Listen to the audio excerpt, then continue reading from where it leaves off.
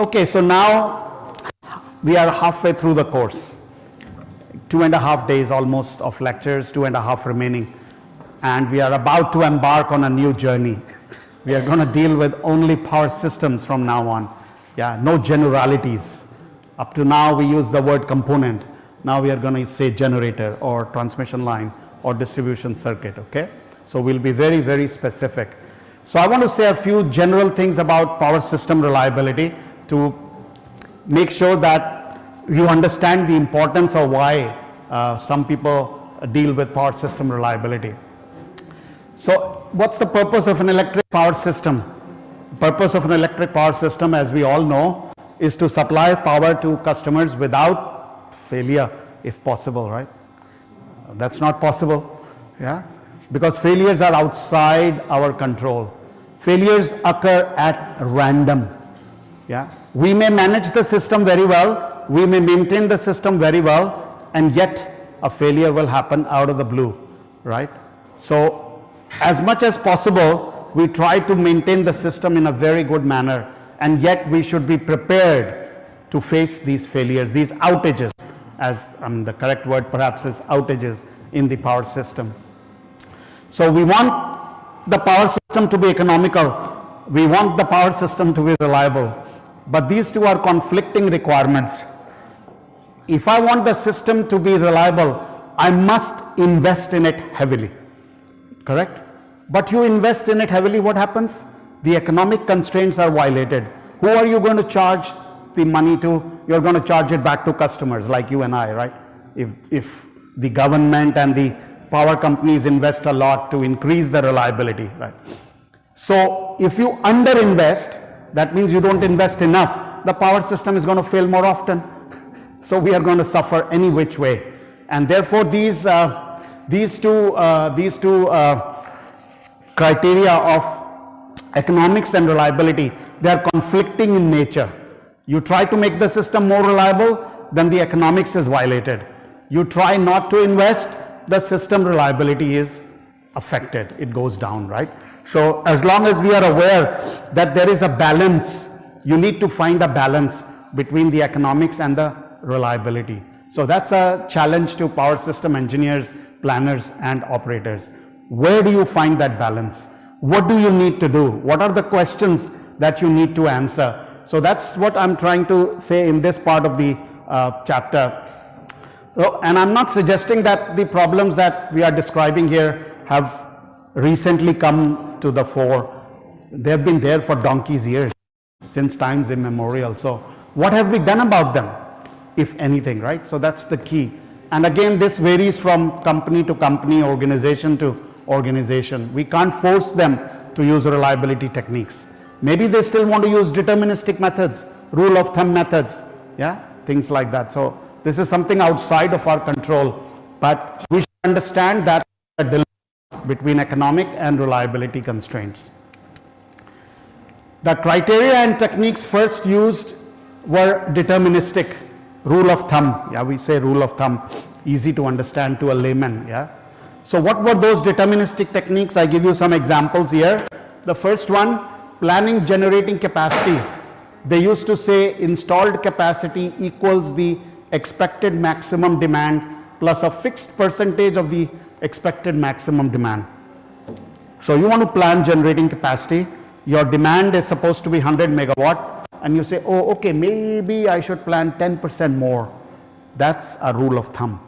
How did you know that it should be 10% and not 15% or not 5%? You have not done any study to find out what that percentage should be. It's a rule of thumb. It's based on your judgment. You think that based on past history, this is going to be good enough. So that's why it's called deterministic. Operating reserve, spinning reserve, spinning capacity. So one of the rules that they set is spinning capacity should equal the expected load plus a reserve equal to one or more of the largest units. So suppose your load is 10,000 megawatt and the largest unit in your system is 500 megawatt. Then they will say for planning, for spinning reserve, they'll say, oh, okay, my spinning reserve in the system should be 500 megawatt. Again, We haven't done any studies, any probabilistic studies to determine what should be the actual reserve, but we just use our judgment, human judgment. So it is a deterministic method. And another example, planning network capacity, that means transmission capacity. So what do they do when they plan transmission capacity? They say construct a minimum number of circuits to a particular load group, to a particular area, such that the minimum number is dependent on the maximum demand of that area. Again, a deterministic thing, because we are not incorporating how the systems are failing. We are not incorporating the load profile. We are not incorporating the size of the generators, where the transmission lines are operating. Are they operating in an adverse environment? Yeah? Are they operating in a healthy environment? Yeah, things like that. So these are all deterministic criteria, and one should not be using these. So typical probabilistic aspects are like this, to rebut the 3 points that I just highlighted. Forced outage rate of a generating unit is known to be a function of the size of the unit. In other words, if I've got a 1 megawatt generator, its outage rate is going to be much different than a 1000 megawatt generator. So these things can only be considered probabilistically, stochastically, not as a rule of thumb. Okay? So that's one. So fixed percentage reserve cannot ensure a consistent risk. That's what the people said, right? Fixed percentage reserve of one or more largest units. So I'm trying to rebut that by saying that the generators, depending upon their size, yeah, they have different outage rates. A 1 megawatt generator fails differently compared to a 1000 megawatt generator, which you can only consider in a probabilistic evaluation. Secondly, failure rates of overhead lines are functions of many parameters. They are a function of the length of the transmission line. They are a function of the design of the line, location of the line, environment in which it is operating. Therefore, a consistent risk of supply cannot be ensured by constructing a minimum number of circuits, which is what they said, right? Construct a minimum number of circuits to a load group for transmission system. So we shouldn't be doing that, because the transmission lines are different depending upon their operating environment, their lengths, their design, and so on and so forth. Finally, all planning and operating decisions are based on load forecasting techniques. This is the most important aspect, which cannot predict future loads precisely. That means uncertainties will always exist in the forecast, which means that we should always assess things in a probabilistic manner, not by saying that you can plan the spinning capacity where the reserve is equal to one of the largest units of the system and things like that. We must use load forecasting techniques, try and get as close to the actual load. You will never be able to. Yeah, 100% is not possible. It'll just be a gamble. Okay, so the need for probabilistic reliability evaluation for power system has been around since 1930s, almost a decade, almost a century. Yeah, and it may be questioned why such methods have not been used widely. I mean, you say 100 years, sir, why not? I mean, why are we learning about this now? Why were they not used in the past? I'm not saying that they were not used in the past, but not very widely used in the past. Why? Because lack of data is the most important thing. Even today, we are talking about data being insufficient. Imagine 100 years ago. Lack of data, limitation of computational resources. We never had smart computers, 30 years ago or more than 30 years ago. When I did my engineering, we used to use a slide rule. Madam, आपको तो याद होगा? आपके time में calculator आ गया था. Okay. I used to use slide rule. Those days are history. I mean, you ask the new kids, they don't even know the meaning of the word slide rule. Yeah. So things like that. So we are evolving. Limitation of computational resources at that time. Lack of realistic reliability techniques. Reliability techniques were developing. You remember I told you in the 50s and 60s, the first reliability applications were in military applications and aerospace applications. And then they started on nuclear engineering and power systems. Aversion to the use of probabilistic techniques. This to me is a very important reason, aversion. I think you all know the meaning of that word. People were averse to using probabilistic techniques. Why? Because they still believed that they were smart enough to use their own judgments, rules of thumb, right? So they never believed that anybody else can tell them what to do, in other words. And last but not least, misunderstanding of the significance and meaning of probabilistic criteria and risk indices. So the two are intertwined, yeah, because they didn't want to understand how the probabilistic techniques work. So they said, oh, I'm going to use my own judgment, okay? So this is these are what we think some of the reasons were why the probabilistic techniques were used so widely in the past. But none of this is valid in the modern world, because most utilities have reliability data banks. Most, I use the keyword most, not everybody, but most of them have reliability data banks.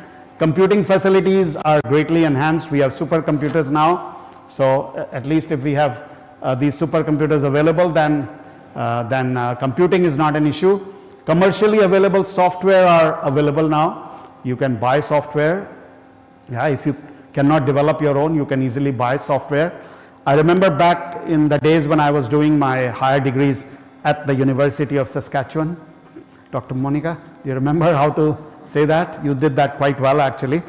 So back then, I was using this program called COMREL, C-O-M-R-E-L. COM stands for Composite System. Composite System is bulk power system comprising generation and transmission. That's what we call composite system. And REL stands for reliability. So composite system reliability evaluation software. So some of the students of Professor Roy Billington had developed that software, and I was also contributing to some of the subroutines and things like that. We used to use Fortran at that time, Fortran 77.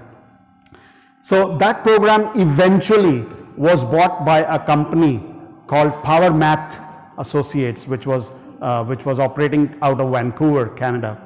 And that software became very, very popular for a couple of decades. And then, of course, new software came into being. So I'm telling you that this commercially available software is a real blessing, because when you deal with generation and transmission system, or bulk systems as we call them, you are dealing with AC network analysis. Yeah, not just simple calculations assuming DC load flows. You are dealing with AC load flows and things like. So you can't do hand calculations. Yeah, and nowadays it's even worse, because in the past the power used to flow unilaterally from the source to the load. Now it could go any which way, because we have independent generators connected to the generating stations. We have independent generators connected at the load centers. So things are much more complex. We have bidirectional load flow. So things are more complex. But fortunately, we have commercially available software and engineers who have a good working knowledge and understanding. So this is also something that has evolved over the years, and now we are much better equipped with the rules of statistics and probability, and with the recently developed reliability evaluation techniques. So consequently, we don't need to artificially constrain the inherent stochastic nature. Power systems are inherently stochastic in nature. Why? Because the failures are outside our control. They will always occur at random. So why should we artificially try to say that nothing is happening at random? I can predict what it should be. I know what should be the reserve, things like that. Why should we do that? When we have all these tools available to us, we should not artificially constrain and move away from them, okay? So now I want to focus a little bit on this statistical numbers. Yes? Angie? Tea is ready. Oh, okay, okay. You want me to stop? Okay, that's fine. We can continue. Okay, okay. No, I was excited, but that's okay. I'm always excited.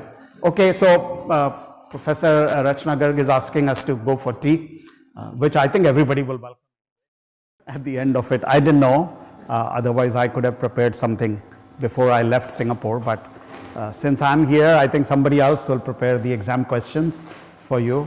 Hopefully there'll be multiple choice and maybe some simple calculations, but you have been listening intently, so I'm hoping that you will all pass with flying colors. Yeah, that's my hope for you, okay? So we were at this introductory portions of what I call power system reliability. Sorry, as I said, I'm feeling a little bit under the weather, so yeah, just stay away from me. And we mentioned that, you know, a century ago, there were no adequate computational resources. People were not, engineers were not trained in statistical and probabilistic techniques, and there was lack of data and things like that. Therefore, not so much emphasis was placed on reliability evaluation, but none of it is valid in today's world. We have supercomputers, a lot of utilities collect data, and therefore all those problems are no longer in existence. So let's look at a little bit on the statistical measures before we move on to probabilistic, because our focus is on probabilistic or stochastic calculations. But before that, let's see what the data collection has happened. What are the statistical indices? So we should conjecture at this point. Conjecture means think about it, think out loud as to what can be done regarding reliability assessment and why is it necessary. So failures of components will occur randomly, we know that, and the frequency and impact and duration of outages will vary month to month, year to year, right? So everything is like variable. That's why in the first lesson I talked about variability. So generally all utilities, again most, I think the keyword should be most rather than all, record details of the events as they occur to produce a set of performance measures. Statistical on the data collected, so it is statistical, okay? System availability, they have the data, so they'll tell you what is the system availability. Estimated unsupplied energy, how much energy is not supplied to the consumers. Number of incidents, incident depending upon what they call an incident. Is it just an outage or is it something that did not result in loss of load but still they want to categorize it as an incident? Yeah, partial failure maybe. Number of hours of interruption, this is a key index. And another one, excursions beyond set voltage and frequency limits. So you all know that the frequency should not vary beyond plus minus 5%. Voltage deviations maybe plus minus 10%. So as long as there are no excursions beyond those limits, then perhaps it is not considered to be noted down or to be taken in the collection of data. Now these performance measures are quite important and quite valuable. Why? Because they identify weak areas that need reinforcements and modifications. Once you have that data, then you know where you need to reinforce the system, where you need to invest in the system. And they also establish chronological trends.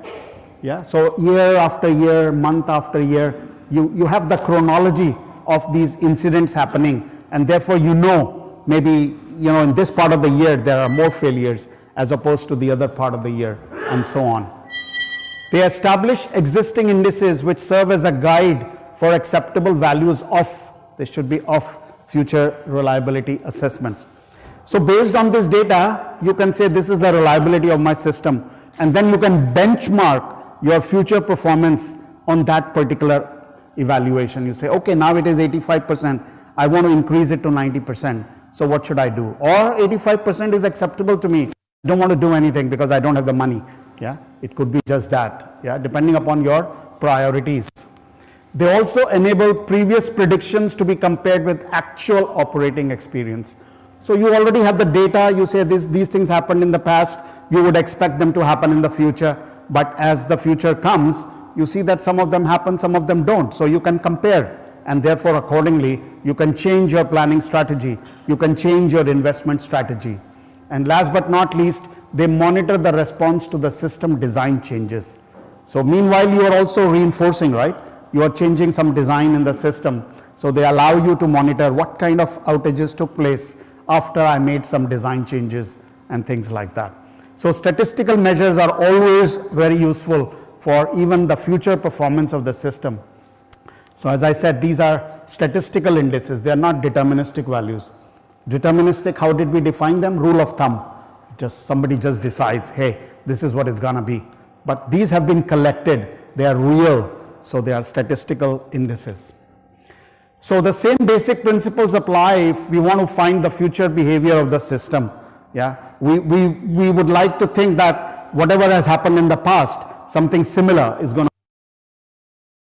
Performance is a good indicator of the future prediction of the system outages, of the system performance, isn't it? Yeah, because we have nothing else to go by. So the assumption can be made that failures which occur randomly in the past will also occur randomly in the future. That's a fair assumption. May or may not happen, but at least as an assumption it is fair. So that means that we know that our system will behave in a stochastic manner.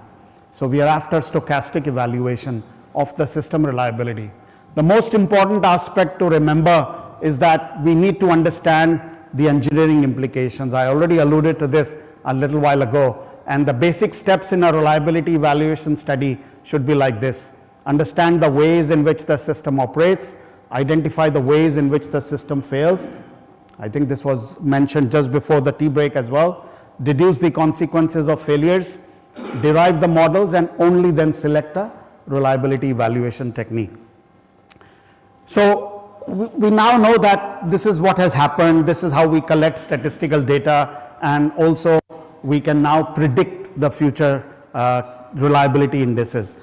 But now we go back to the electric power system and see what does it entail and where are we going to apply these techniques, and are they different in generation, are they different in transmission, different in distribution, or is it just the same technique? Are they the same reliability indices at the end of the day? So we all know that the power system actually is described by three main zones. We call them zones: generation, transmission, and distribution. Now, several decades ago, these zones were combined into what we call as hierarchical levels. So we said that generation facilities alone constitute hierarchical level 1. We said HL1, generation, transmission, as well as distribution. And I had to use this software that generation, transmission, as well as distribution. And I had to use this software that I mentioned earlier, Kumar, Composite System Reliability. So I used the output from that into the distribution system, and that's how I eventually came to the reliability at this particular level. Reliability at this particular level. We were fortunate that nobody had done it, so whenever you're perfectly reliable, in other words, whatever we are able to generate reliable. In other words, whatever we are able to generate here, we are able to pass it on here, we are able to pass it on to the customers connected here. That's the assumption when we do hierarchical level studies.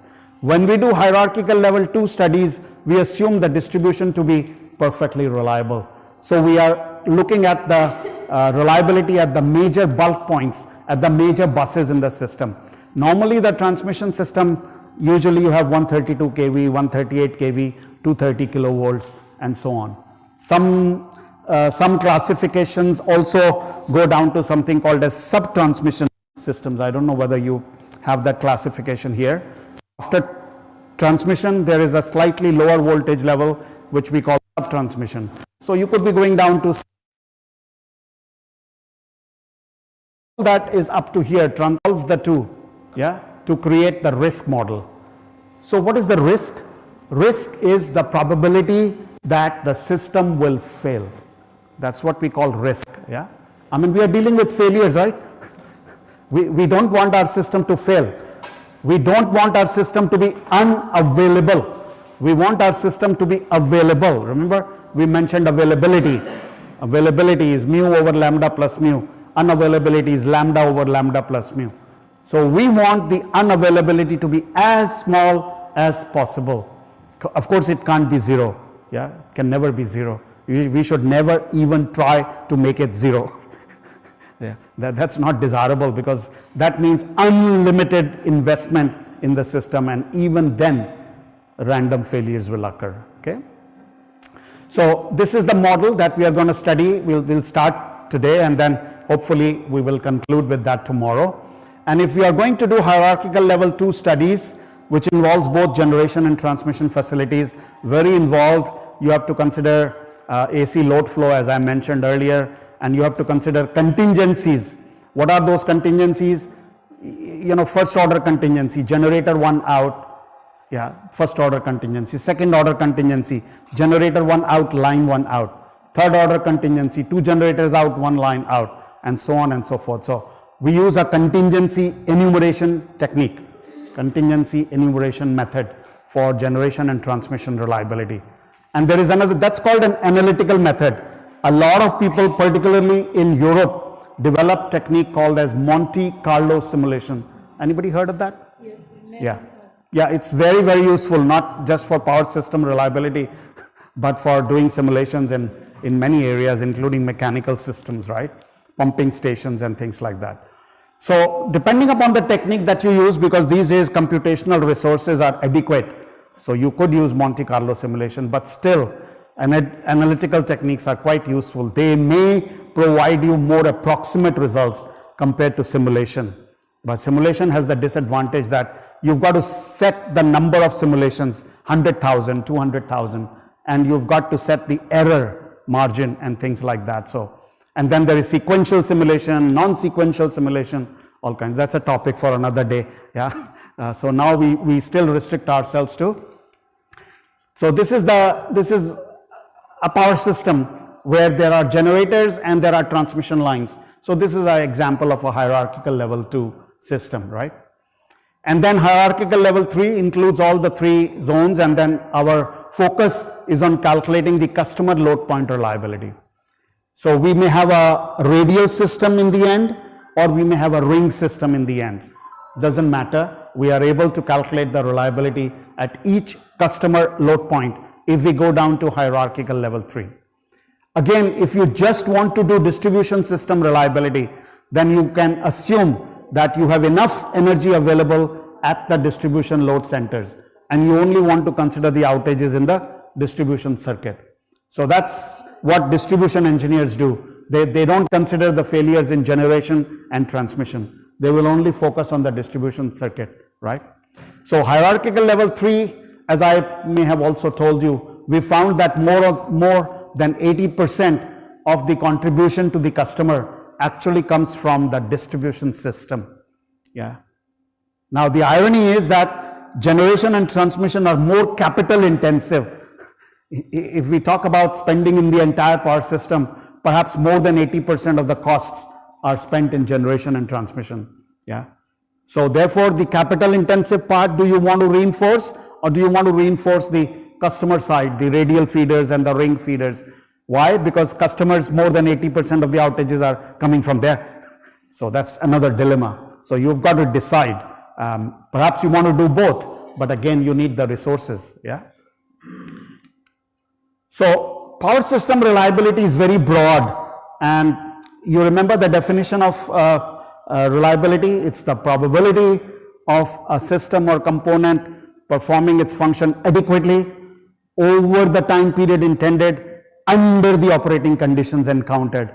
4 elements of that definition, right? And we are focusing on the probability part of it now. Yeah. But the probability also depends upon what are the factors that we are including in our evaluation.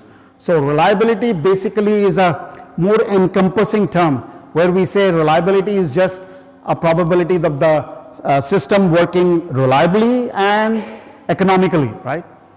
General, very layman terms, we say that reliability is the overall ability of the system to satisfy the customer load demand. For a power system, that's what we want, right?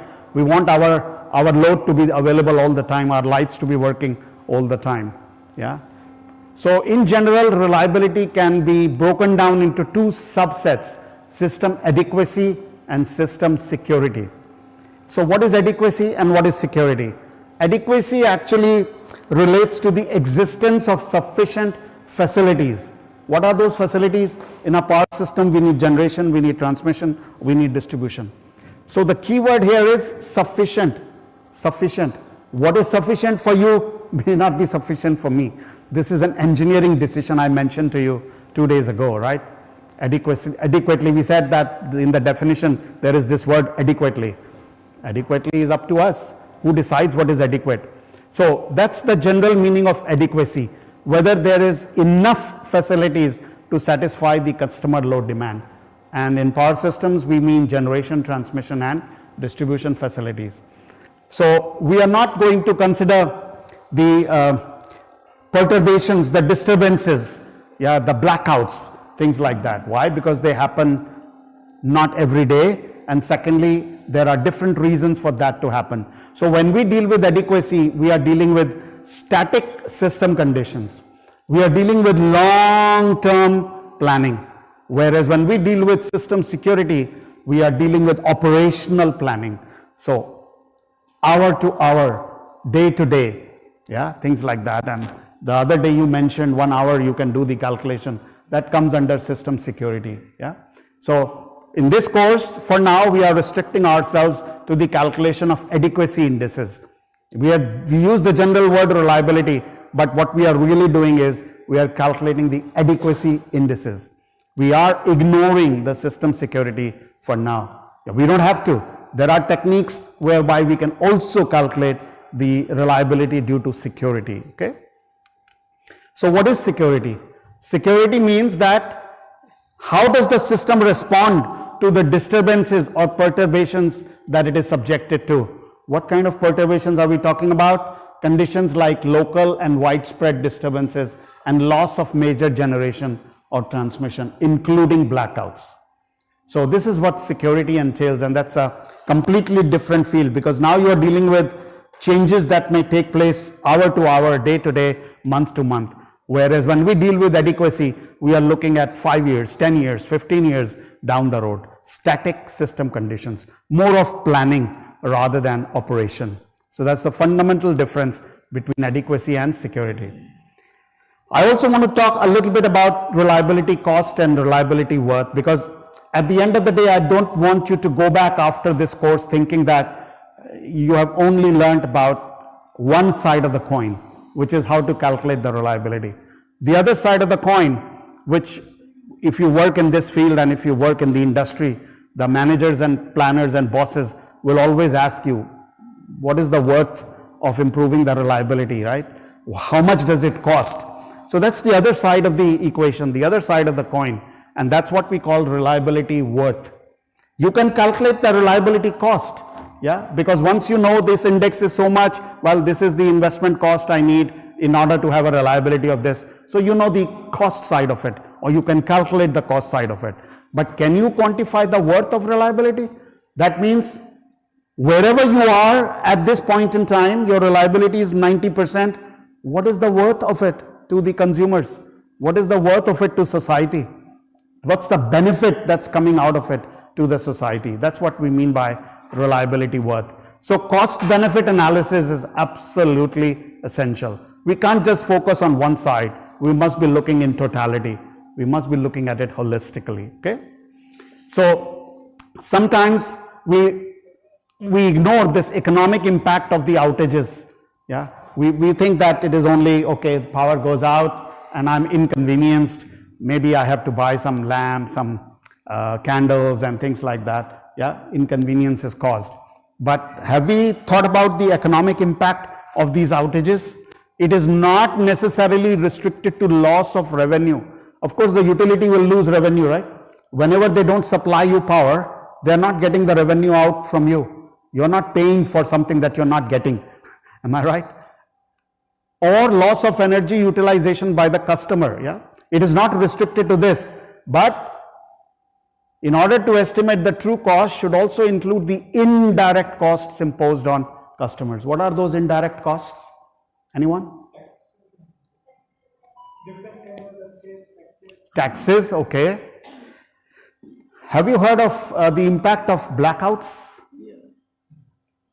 What happens during blackouts in some places, most places? There's looting, there's arson, there's legal costs, you know, people sue each other, they sue corporations. So actually the costs, those costs are called indirect costs.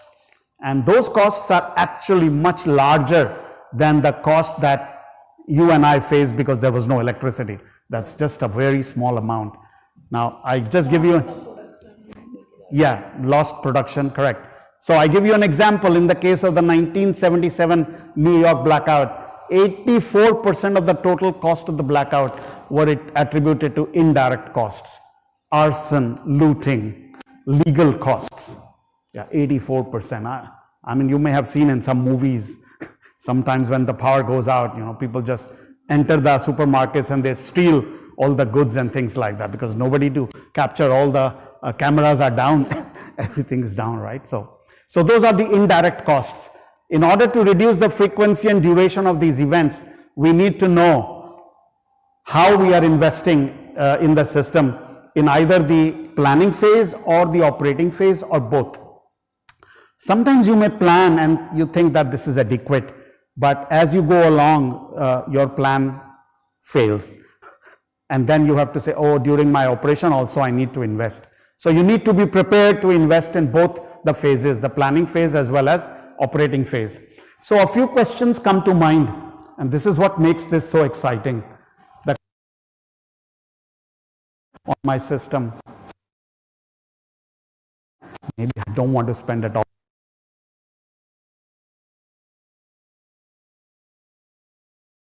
I gave you the example the other day that I have lived in Singapore for 33 years and I never saw a single outage. You have to believe me? Yeah. Maintenance outage is there every year, usually in November for 5-6 hours. They tell us in advance, so we go out of the house because it's quite hot in Singapore as well. Yeah. You remember I told you hotter and hottest? So it may not feel as hot as Delhi's July, when there's all these hot winds called Lu. We don't have those in Singapore, but because it is very humid, it actually feels very hot. So you may actually find it worse than the heat of Delhi, because Delhi is dry, but Singapore is very, very humid. Humidity is more than 80%, right? Some people don't like humidity, but I like it because whole year round there is no winter. So I don't need jackets and coats and things like that. And we don't wear ties to work because it's so hot. Who wants to wear a tie, right? So it's kind of nice. Whereas in the US and other countries, when it's cold, people wear ties and coats and all. So we do away with all that. So should the reliability be increased or maintained or allowed to degrade? Singapore system, perhaps they can afford for the reliability to, even degrade a little bit. It's so reliable. The redundancy is so high, more than 100%. Who should decide? That's another key question. Should the customers decide? Should the utilities decide? Or should the regulator be the deciding body? Yeah. And on what basis should that decision be made? So these are very key questions and there are no easy answers. But if I try to put all these questions into perspective, and then the main question that we really need to answer is, where or on what part of the system should the next dollar or rupee, if you like, be invested to achieve maximum reliability benefit? Once you have decided that, hey, you need to invest in your system, you need to reinforce the system, you have only answered part of the question. The next question is, where do you want to spend that money? Generation, transmission, or distribution? How much? And things like that. So these are very pertinent questions, no easy answers. But the first step in answering these questions is to look at this curve. Yeah. So what does it show? It shows the investment cost versus the reliability. You can see that as the investment cost goes up, the reliability also goes up, right? And of course, this is the incremental cost versus incremental reliability. As you go further and further away, the delta C will be much higher and delta R will be much lower. The incremental reliability that you achieve by investing a lot more, is not so high. So this is one way of trying to determine, how much investment cost should be there vis-a-vis the increase in reliability. So that's one way, but that may not be enough, because this basic cost that I showed you, this curve where the cost increases in order to have a higher reliability, but the total costs are slightly different. They are not just the investment cost. The total cost actually can be seen from this particular curve. There is a cost to the system, which is this utility curve. You see the utility curve? They keep investing, then of course this is the curve, right? Annual cost. The annual cost from the utility keeps increasing. What happens to the consumer cost? When I say consumer cost, these are the cost of interruptions. If the reliability of the system improves, then obviously there will be fewer outages. Therefore, the customers will incur fewer interruptions. They will incur fewer interruption costs. Remember, whenever you have an interruption, you are also incurring a cost. Yeah, as I gave an example that sometimes you have to buy candles, maybe you invest in a diesel generator set. Those are the investment from your side. Whenever there are interruptions, so there are customer costs of interruption as well, and that is how we determine the worth of reliability. So actually there are two curves, the utility cost and the consumer cost. As the utility costs increase, the reliability increases, therefore the customer interruption costs decrease. And the overall cost is given by this curve, and this curve has a minimal, and this is the aim, this should be the goal. If the system reliability can be attained at this level, then the costs are optimal. That should be the target. Now, may not be easy. Yes, sir. It depends, right? But this is the optimal level. Are you able to attain the optimal level? Yeah, that's another question. But there is a way to arrive at that optimal level. However, there are difficulties in arriving at this. You can see from this graph, the reliability indices at generation, the disparity between the reliability and the worth of reliability, that means the customer interruption cost calculation. There is so much disparity. When you go down to the bulk load point, hierarchical level 2, the disparity reduces. When you go down to the user load point, the disparity is much less. That means that we should use the reliability indices at the distribution level when we try to compare the reliability cost with the benefit of reliability, right? So that cost curve that we are using here, we should actually focus on this level rather than at this level. Otherwise, there will be wide disparity. Then we are not going to be able to get the correct worth of or benefit of system reliability. Okay? So this disparity will continue, and the reason is that the customer cost of interruptions are very difficult to quantify. Imagine going to a customer and asking him, how much is it going to cost you when there is a power interruption? Now, in the last few years, the power systems have evolved, and now many power systems have deregulated. So we don't have vertically integrated systems. We don't have just generation followed by transmission followed by distribution. Now there can be private companies at the generation level, private companies at the distribution level, yeah, things like that. So that has made the evaluation even more complex in electric power systems.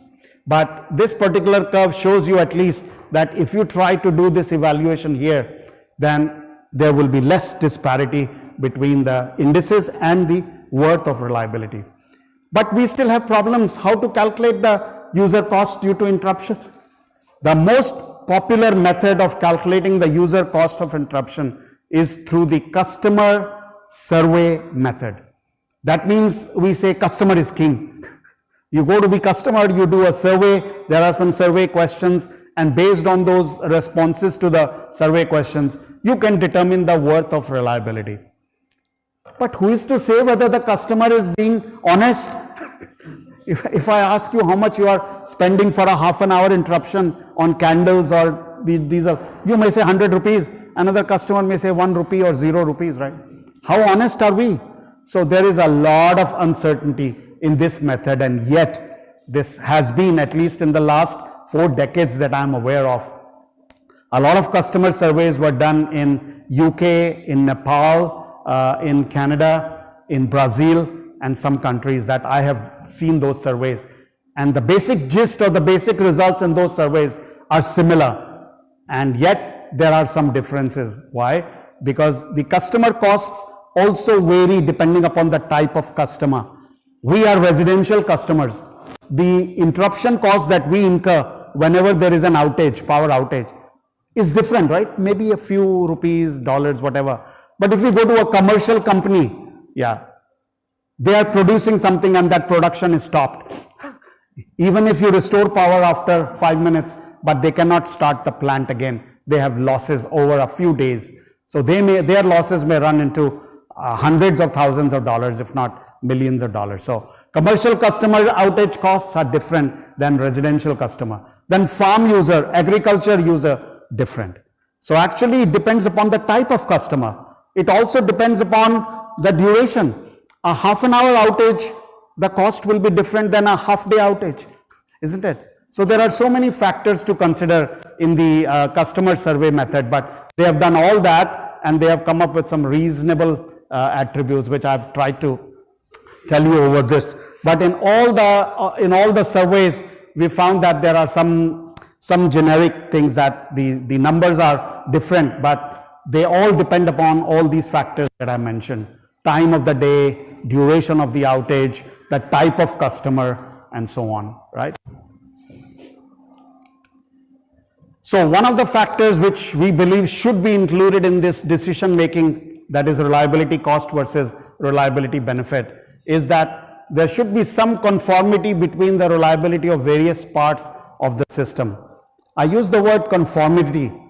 I'm not suggesting that you should invest equally in generation, transmission, and distribution. No, not at all. However, we should try and find out what is the best way to invest or reinforce the generation, transmission, and distribution. Yeah, there should be some emphasis to find out how to invest in those different parts by identifying the weak areas. So we need a balance between these three areas, which does not mean that the reliability of each should be equal. Yeah, that's not the intent. The reliability of generation and transmission must always be higher than the reliability of distribution. Why? Because it is more capital intensive. If there is an outage in that part, it's going to affect millions of customers. Whereas if an outage occurs in distribution, it's only going to affect maybe hundreds of customers. So the scale is completely different. Yeah. The reliability of different zones will in general be different because hierarchical level 2 failures can cause widespread outages, whereas distribution failures are very localized. Okay. So I wanted to touch a little bit upon the cost and benefit analysis so that you can see the other side of the coin, the other side of the equation. Now, I did a lot of work in the reliability benefit, and we don't have the time to go into it, but that was actually a lot of years, blood, sweat, and tears, as they call it, of working in this particular field. Customer interruption costs was my focus, and we did that work for almost 20 years before this deregulation and renewables and all came to the fore, and then we switched gears and tried to focus on that particular aspect. Okay, so we have completed this chapter 5, and now we are going to start with generating capacity reliability evaluation. Okay, can we change this to the next one, please? Thank you.